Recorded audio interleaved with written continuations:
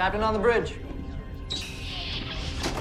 Alright, captains, we are back on the bridge, and today, yes, we will be on the DUDERSTAT class starship. But before we get into this video, do us a huge favor, captains, and hit that like button, as it really does help the channel out. But also, if you're new here, welcome. Consider subscribing here to the YouTube bridge, as we're always on the lookout for like-minded captains where we can share our love, our passion for Star Trek Online, but also things Star Trek. Now, with that said, here we go. Yes, captains, so happy that we got this ship.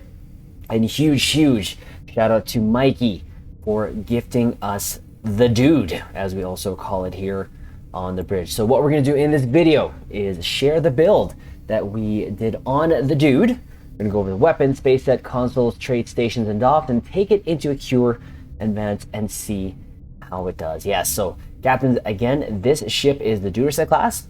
We saw this in Star Trek Picard Season 3, and this is the second ship that our good friend Bill Krause, the creator of the Titan A/Enterprise G, made for Star Trek Picard, and love it. It's the reason why we wanted to add it to our fleet, is because we are good friends and he's been here on the bridge, and so happy for him that he got his second ship here in Star Trek Picard, but also Star Trek Online. And it is quite a unique design. It reminds me of a couple things, actually. Captains, I'm not sure if you're old enough or you remember when you were young, there was a show called Captain Power, and one of the toys there, actually, for the ship, actually had a handle, and this is what it reminds me of. But from the original design of the ship is called the Wasp, and I kind of see why he did this, as that deflector there's kind of almost representing the Wasp sting, and that's why I kind of like it. But he also had a bunch of other concepts on the ship, which I actually do love, which is the top part here, kind of silhouette off after a Mustang. But I like it. It's a great ship, and of course, Captain, look at that. We're gonna get in closer. Look at that. Look how many torpedo launchers are on that bad boy. That's crazy. That's absolutely crazy. Right there. 2, 4, 6, 8 torpedo launchers in the fore and 2 in the back. So we've been having fun in the ship, definitely, and we're again so thankful to Mikey. Thank you so much for that. So let's go over the build, what we did here. Again, captains, before we get into the build, again, do keep in mind this is all just for fun, and I'm doing this to share it here on the bridge here with you, Cap. So it is called the DUDERSTAT Miracle Worker Science Spearhead. So it is more of a sci-fi ship, but for me, of course, I am not the best sci-fi captain, nor do I like that playstyle. So whenever we do have science ships, we tend to just put torpedo. Actually, we put torpedo builds on everything. Why? Because, well, that's what I like to fly, and that is what's most important, is what you like to fly and also have fun in. So we saw the ship actually fire torpedoes towards the Titan A, so I wanted to just go with that. Well, and obviously it had the torpedo launchers there in the fore to do it. So this is what we did with it. The 4 weapons, one of my favorite weapons, the gravimetric photon torpedo from your Dyson rep. And we re-roll that to crit DM damage 4. And then the 3 here, we decided to go back to our fun photon torpedo launcher with the spread mod. Again, re-roll to crit DM damage 3. With the 4, we lose that with the spread. So it goes down to 3, but we get the spread. So that's just a random photon torpedoes here and there. And it does fire off, not all the time, but that to me is just all that matters, is in my head, it is actually firing. So got 3 of those, and I got these on the exchange a long time ago, and we've used it more than once here on the bridge. So space set, we have the Elite Fleet Intervention Protomatter Deflector from your fleet colony. SecDef, the deteriorating secondary deflector.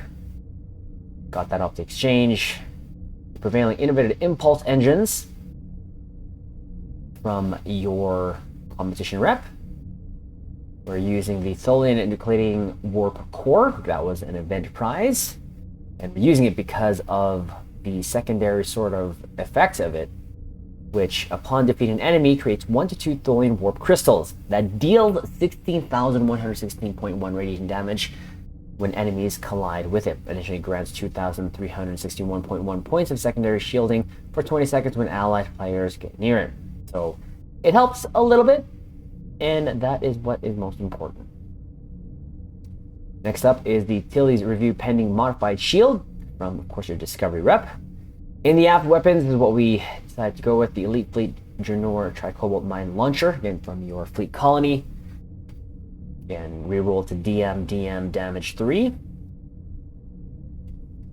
Thoron Infused Quantum Mine Launcher. This is from your Delta Dilithium Store rep. Or Rep Dilithium Store, however you want to call it. And just rerolled as well. And then for our phasers, we have a Trilithium Enhanced Omnidirectional Phaser Beam, which we got from the episode Nexus. And we're going to probably do another build, probably down in the future. Probably you'll see it here on live stream, that when we do the sort of Picard, more Picard theme-ish, using the radiolytic phaser beams. But that's down the road. We have to go ahead and upgrade those. But for now, this is what we had to do, or what we wanted to do, to get the phaser look at the very least. Devices, we have our Torp Candy, the kinetic amplifier, 30% bonus projectile damage for 20 seconds, plus 5% crit severity for 20 seconds.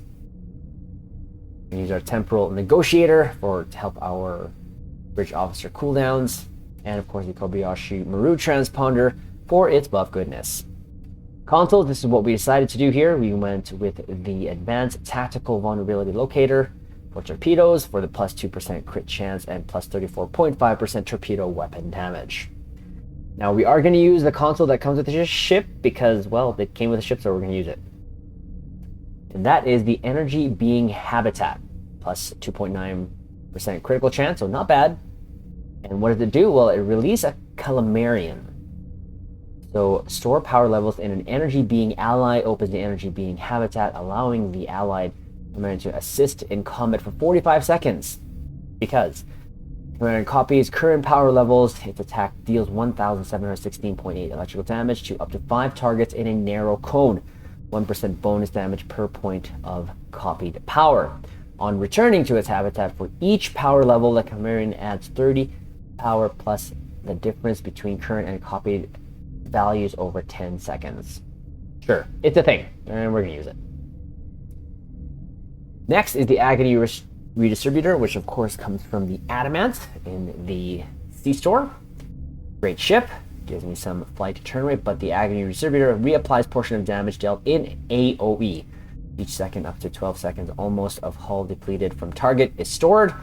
Each second deals phaser damage equal to 33% of stored value. Norse shields half resistance. Up to 10 foes within 5 clicks of target foe. So it helps a little bit as well. Next, we're going to use the VAQ Warhead Multiple Launch System, which comes from the Texas. It gives us plus 31.2% kinetic and beam damage. So it's going to help our torps plus our lonely Omni Beam there in the back, because why not? Plus 60.3% hull capacity. And what does it do? Well, stores up to 12 charges, uses all when firing. Each charge launches a VAQ warhead at a random foe within target 135 degree arc, which splits into 6 projectiles after 1.25 seconds. Foe hit before split 18,633.2 kinetic damage. Foe hit within 4 clicks, split 6,211.1 kinetic damage. If no hit, faraway foe is still 6,211.1 kinetic damage times 2, up to 3 targets. So a lot of torps are going to come out of the ship. That's what I wanted, and we can use our little fun head cannon here and say, yeah, this purple torp thing is the thing, because it was in Star Trek Loadout X. Next up, the Covert Warhead Module. This comes from the Tearing Eagle, plus 28% projectile damage. Sets shared torpedo recharge to 1.5 longer, or 2.5 seconds if equipped ship has pilot maneuvers. Doesn't have pilot maneuvers, but we're using it for the bonuses. We're not going to use it actually for its clicky, but just that projectile damage bonus and the shared torpedo recharge being lessened.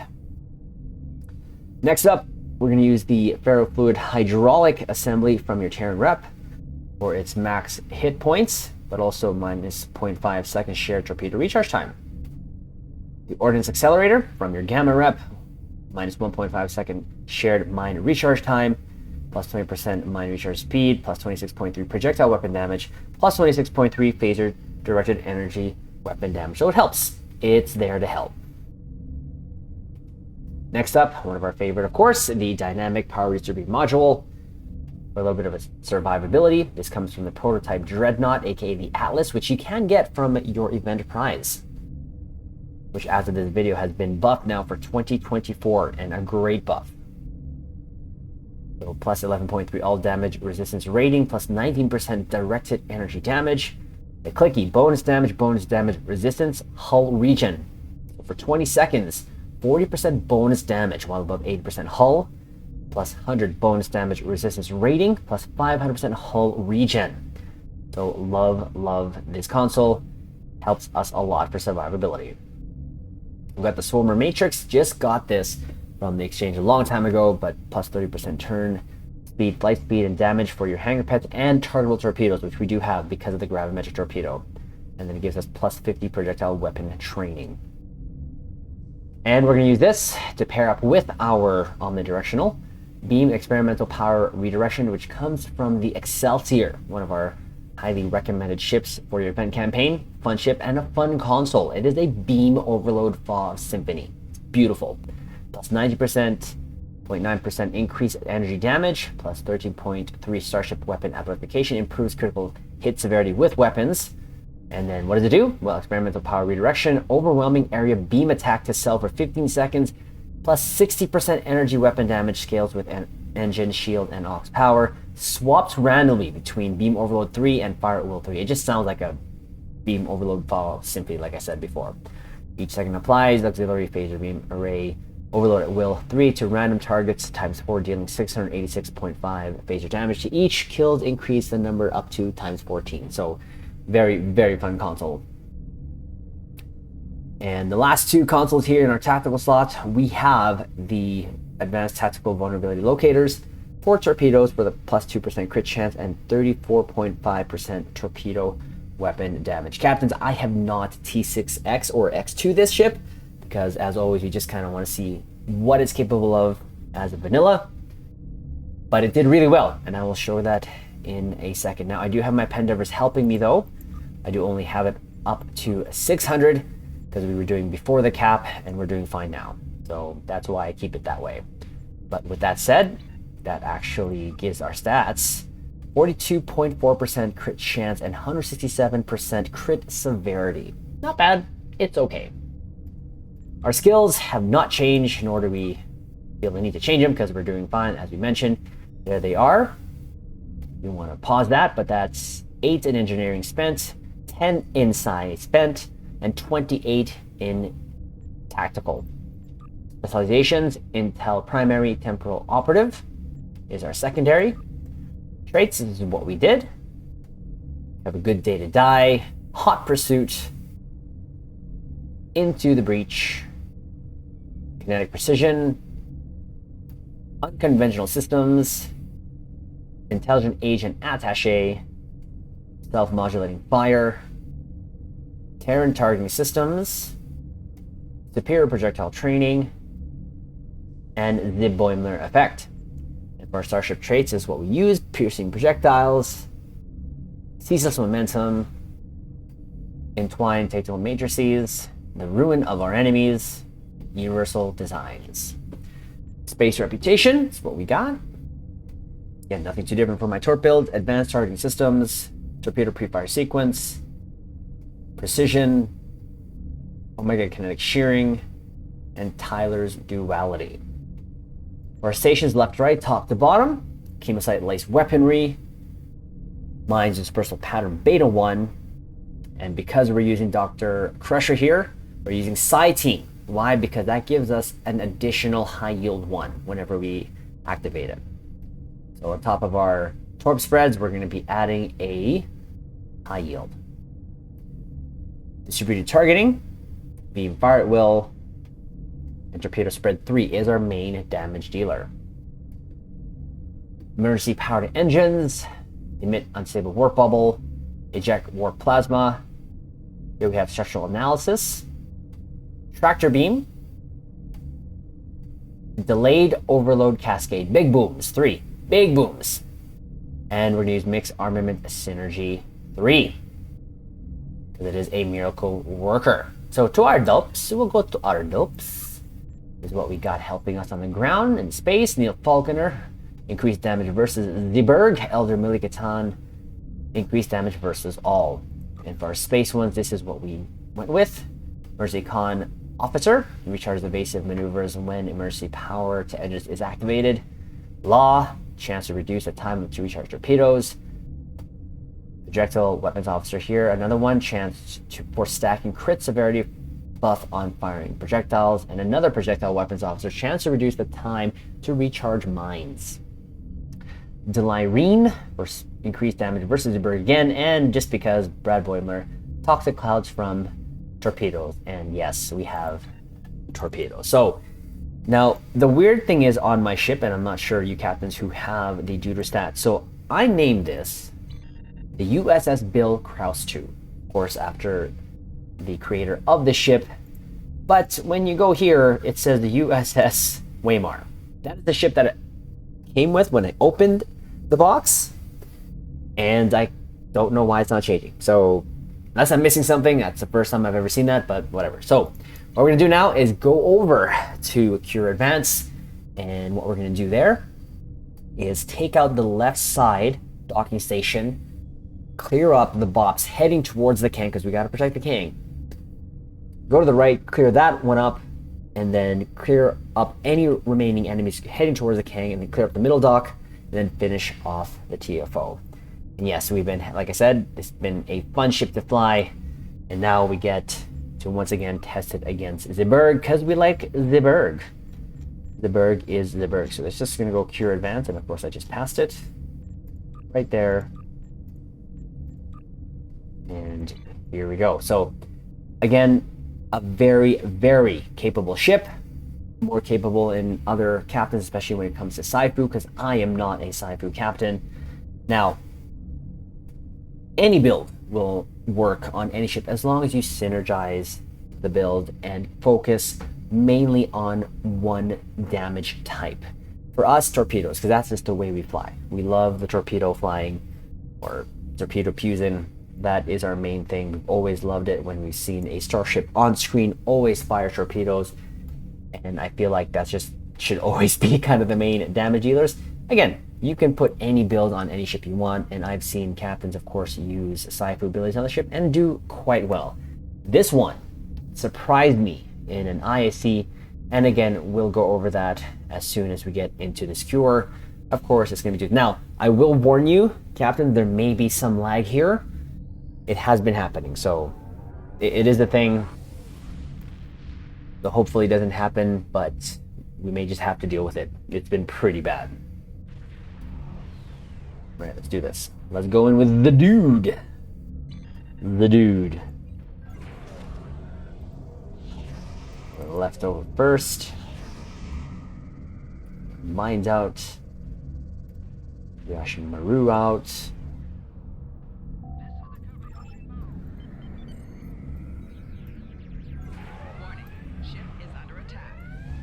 Over here.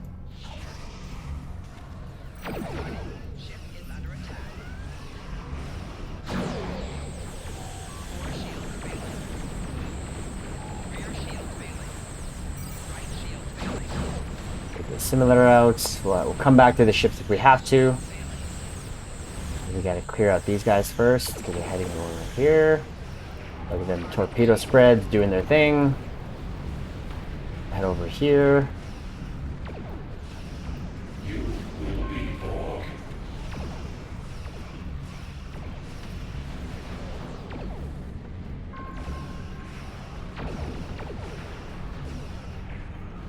Take out them.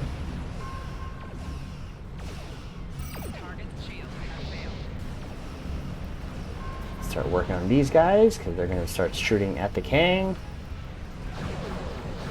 Oof. That's the gravimetric torpedoes. I love those, how they look. There's a little lag going on here. Nothing too bad. Okay, that's done. Let's head over to this one here. Clear that up.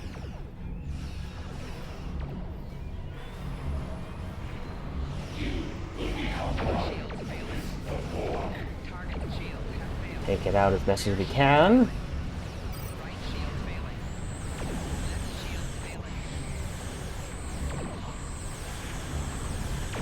Take it out.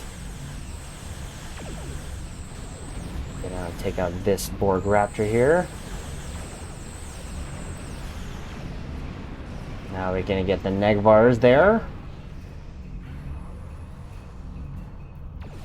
Heading towards the... Oof, look at them torp spreads. Lovely. I keep forgetting to use sensor analysis. I'm just not used to these size ships.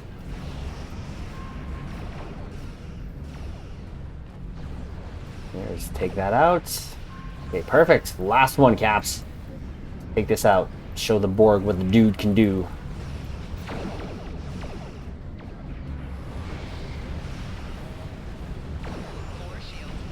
There goes the simulator. Hopefully soon. There you go. Everything else. The Borg Raptor. Just like that. Now let's see. Anything else? Alright. Alright, let's tell the king to get out of here now. You can go. You can go. And let's take out the assimilated carrier.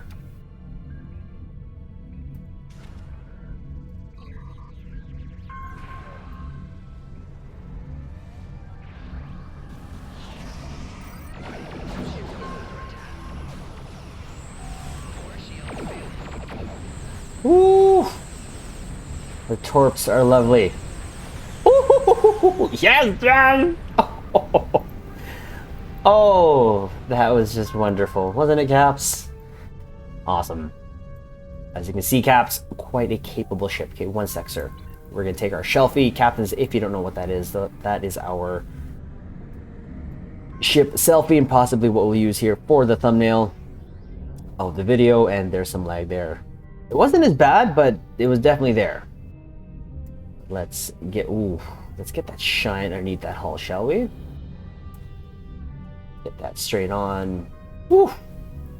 One more shot. Ah, so good. All right, let's get out here. Ensign, take us out of here. Maximum warp. Engage. Yes, Captain Picard was actually here with us, so because it was on Star Trek Picard Season 3. So, Captains, there is how the dude did. Did quite well, of course, and performed pretty well. And it's been performing very well for us in any of the pew-pews we have done with it. So this is what I want to show now. We're going to show what it did in an ISC group a couple nights ago. Maybe, I think it was last week. But let's put that on screen here, so you get also an idea of the damage that this ship can do. I don't normally parse, but usually when I'm with captains, they parse, and I know a lot of captains have asked me in some of the videos that we've done over the past couple of years, how is the parse? How did it do? Well, this one we were fortunate enough, and right there, in this particular ISC, 2 minutes and 26 seconds, it did 741k DPS. Keep in mind, this was not T6X or X2'd, just vanilla, putting my sort of fun photon torpedo build on it. Or that's it. That's it. There's another night it did like 600k, and then it ranged anywhere depending on the team composition, like 200 to 400, which kind of is where the range of my ships go depending on how I build them. But as you can see, Cap's quite a capable ship, and a fun ship at that. And as I always say, the important thing is, as long as you're having fun doing it, and that's why we share the bits here on the bridge with you, Caps, because it's fun. Again, huge shout out to Mikey. Thank you so much for gifting us the ship. You didn't have to, but the support you give to us here on the YouTube bridge is just unparalleled, and I'm so thankful and humbled. Captains, I have no reservations in actually recommending this ship. Now, this ship should be, or will be, in 2025's event campaign, if you so choose to get this ship. It was definitely on my list, but again, we are humbled that we were gifted this ship. So I think we have all the Picard ships, and that's pretty cool. So probably going to do some sort of Picard theme night. Again, we've done that before. and we're gonna do it again. And at least I have the Dude, I got the Sagan, I got the Titan, of course, the Shrike, and it just, that show just gave us so many ships. And of course, a huge shout out to Bill Kraus, the designer of the ship as well. So that's the video, captains. Do us a favor one more time and hit that like button, comment below. Let us know what you think of the design of the ship. If you have it, how does it perform for you, and what build did you put on this? And of course, subscribe here to our YouTube bridge, and we will leave it on this note. Live long and prosper.